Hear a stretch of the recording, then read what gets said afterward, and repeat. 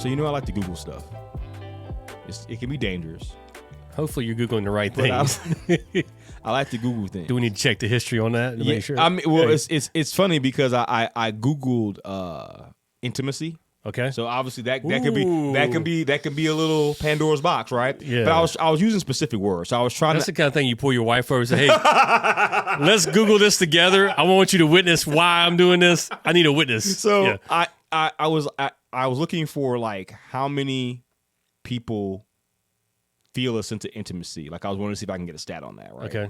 And then you mean in their marriage? it was just in general. I was looking at intimate. Like, do they feel they have intimate relationships? Like, do they feel close to anybody in just relationship, right? Right. But everything went to that. It went to the marital or like that type of relationship. It wasn't friends or any spiritual. Right. And then I tried to go into spiritual intimacy. That even circled back into Christianity, back into a relationship. Like it didn't ever go into having intimacy with God, which I thought was shocking. Yeah. Because normally we use a different word. Like intimacy, if you're in the church, it's kind of like a spiritual thing. Could be. And so I was shocked that it had no spiritual implications in our culture and in our spiritual lives, right?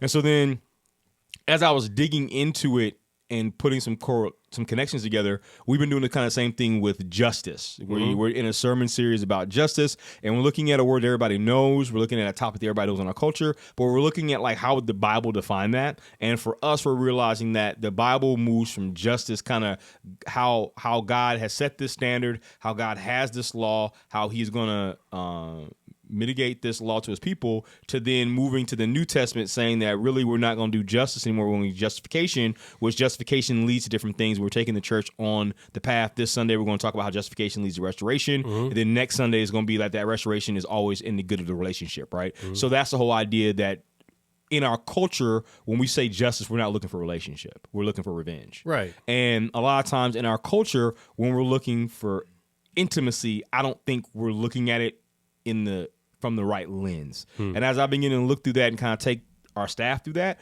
we realize that discipline and intimacy sounds like two different words. Sounds like they don't belong in the same sentence. Yes. No, yes, it doesn't. But as I've been looking at this with the staff and even having some conversations with my wife as she's been visiting in Arizona and just talking about that and just thinking through those things, I'm realizing that intimacy requires discipline. That the problem is that we think that when we meet that spouse, the future spouse, when we meet the woman, meet the guy, we get married or we start dating, he proposes, right?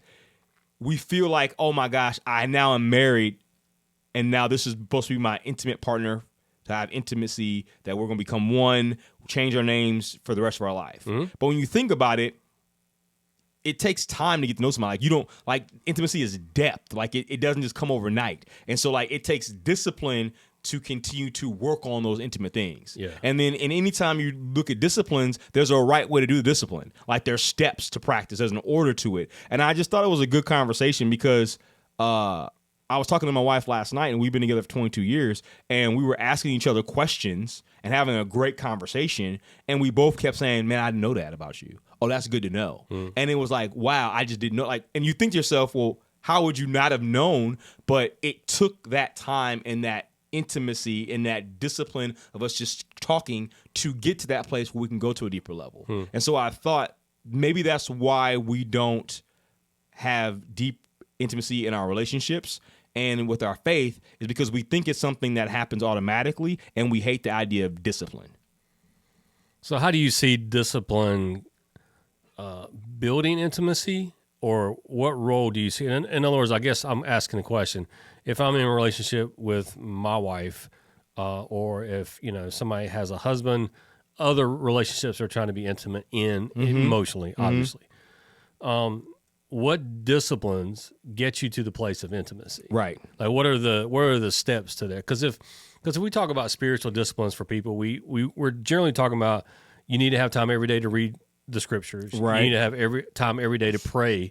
Like there's these things that we know are part of that. Right. You want to be in the community of faith. Right. You want to be worshiping with the community of faith. Like there's things that you want to do to keep the richness of your pursuit of God flowing in the direction towards Him. Right. Or else it's just going to stagnate if you don't do those things. Yes. Like for the person who's just going to walk into church couple times a month and walk out, they're never going to develop an intimacy with God. It's just not going to happen. So specifically, what are you thinking of when you say the idea of discipline leads to intimacy if you're thinking about in a relationship? I feel like what you said is exactly what I'm talking about. Okay. That we try to put them in two different buckets. Like we try to say these are spiritual disciplines. I feel like those are just disciplines. Like the idea of saying, okay, I have to have a mindset. Like I have to guard my mind. Right. And then you say, well, how do I do that? Well, one of the biblical ways is through prayer, right? And prayer has a discipline of how you're going to do. Like, how do you get your mind right on God? How do you view God? How do you view yourself? How do you view your situations? How do you view your future? Like all that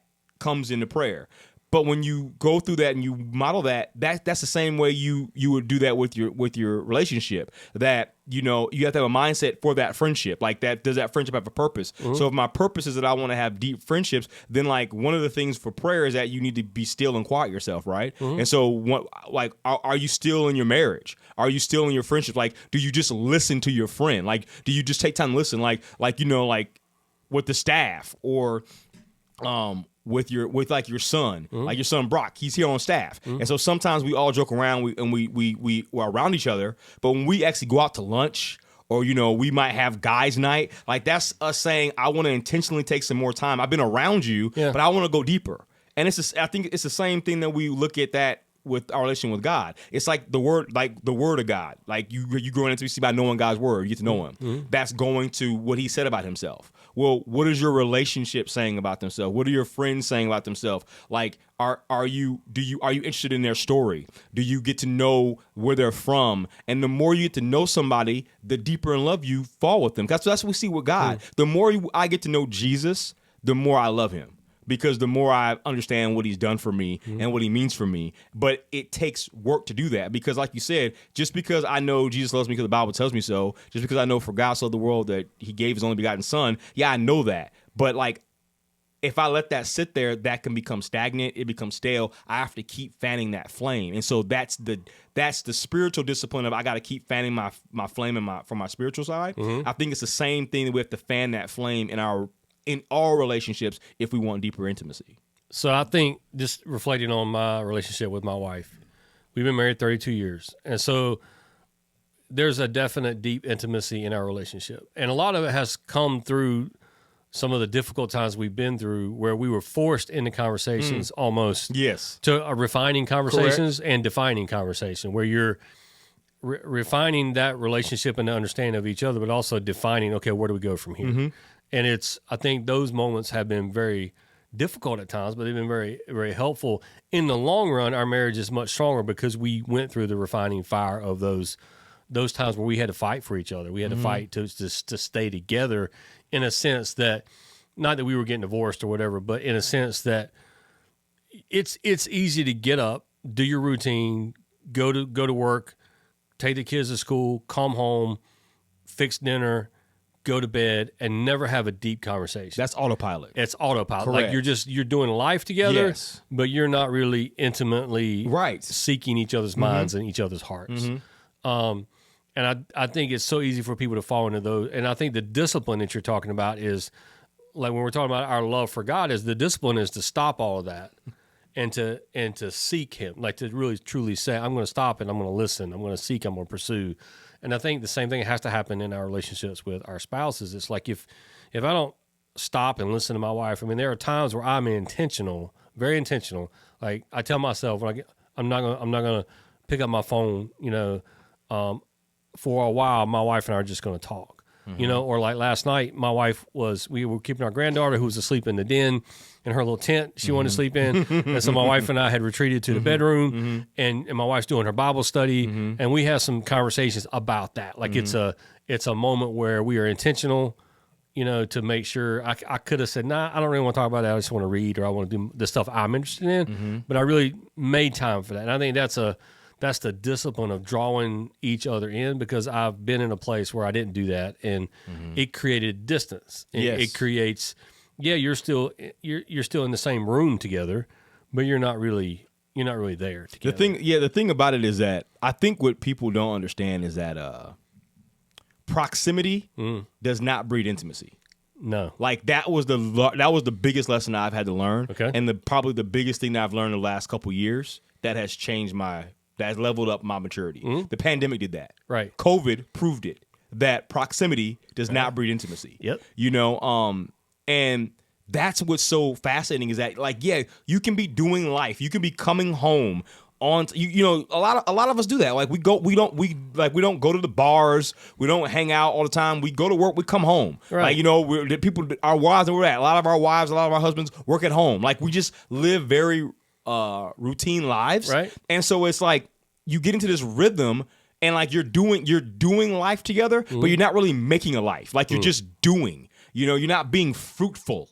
Right, like, and so you're just doing, and I was thinking about this when I was talking to Camilla. I was like, what we need to get back to doing is that we used to go on walks. We used to go to Lake Benson or Lake Johnson. We used to walk around them. Wife liked that, and we used to take the time to walk together. Yeah, and that was just intentional time of saying, let's get out of our comfort zone. Let's go do that. Yep. Hey, let's go do an activity. Let's go bowl. Let's go do something that like together instead of just letting it just like, us all doing something individually. Right, and that is what I'm trying to say is that. Proximity makes you think that that's going to build intimacy, but it takes discipline, which we can use another word, intentionality, to make intimacy. Like without intentionality, without consistency, you're just, once you start digging, it's like digging in the sand. It's going to fill back in. And I think that's the problem. We never get to a place where it's just going to be deep and done. Like it's always because we're broken, because we live in a culture, it's going to come back in. So you got to just keep on working. That couple that's been married for 70 years, that man has been digging. Yeah. For 70 years. Yeah. That's why it's beautiful. And I think that we feel like we're going to get to some place and we can just stop. Yeah, I think discipline by definition is I'm intentionally choosing to do something that might be difficult or might break a comfortable routine. That's good. And so you have to be willing to say that there's value in me doing this. You have to see that there's a result right now that you're not experiencing right now, but there's a result that you're pursuing, that discipline and the sacrifice of something that might be difficult, or sacrifice of time, sacrifice of money, sacrifice of whatever it is. Predominantly, it's going to be time, or it's going to be some sense of pleasure. Like when we're disciplining ourselves for a diet, that means we're not going to eat the thing that we crave or whatever. So we're going to eat what we know is to be healthy.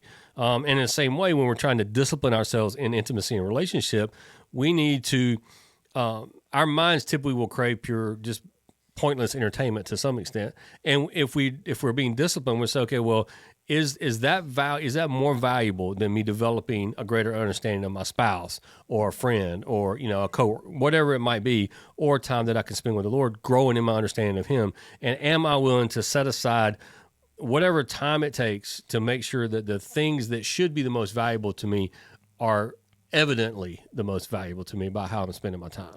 The thing is that you said also is that I like one of the things that you touched on when you said we know how we can develop spiritual intimacy by being in a connect group or being in groups together. Number one, that's why I think there's value in marriage conferences. That's what we're getting ready to have in March, is that you get together and you're with like-minded people and you're talking about the idea of a marriage relationship and its synergy in the room. I also think when you have a collection of friends, that sometimes you can be intentional to divert that conversation into something that might be more meaningful. Like some of my most best conversations happened when I was with my group of friends, and we talked about our marriage, and we were able to see, okay, we're all kind of in the same place of life, we're all around the same age, and we can all laugh about these things, and it makes you feel good because a lot of times you feel like you're all alone. And the thing is that like in relationships, like whether it's at your job, you're like, like one of my friends, he was going through a hard time in his job, and that relationship was really bad, and we were able to encourage him because we had been through all that. Or when I was going through a hard time, my mom being sick, had friends doing that. Or then we were just talking about just the everyday things of life and marriage through COVID. We're all going through that. It felt good to be together. So I think also like there's a need for community in intimacy also. Like nobody's an island. So I think also in all your relationships, when you come together, there's some synergy with that as well. Don't you agree? So that there's power. So the community, particularly in faith, the community of faith allows you to achieve a deeper level of intimacy than you could on your own with the one God than you could on your own. Exactly. Because they're going to push you and challenge you and give you insights, nuggets, as you like to say, right? 100%. More so than you could ever just find on your own. Correct. And I think there is power to that. I think God has created us to be in community. And I think there's power in community, because it's a refining thing to be able to sit around the fire pit or to sit around a meal together. And to be able, and somebody you can just tell might be going through some stuff, and they start sharing, and all of a sudden it's like we're doing ministry to each other, 100%. But in that ministry to each other, not only are we building trust with each other, but we're also sharing insights about our own personal relationships with God, and then that encourages and challenges everybody else to pursue the same thing. And the group becomes deeper. The group becomes deeper with each other, 100%. but also individually, each become more deep with the Father, because. Then if I leave that group setting and I go off by myself, that's gonna be an anchor for me. Mm-hmm. It's gonna be a touch point for me to be able to go back and say, oh yeah, I remember when Brandon said that, or Camilla said that, and Lord, I want to pray that for me, or I want to be able to see that, Lord. Show me, and I think that is so powerful, because in isolation you'll just never get to that deep level.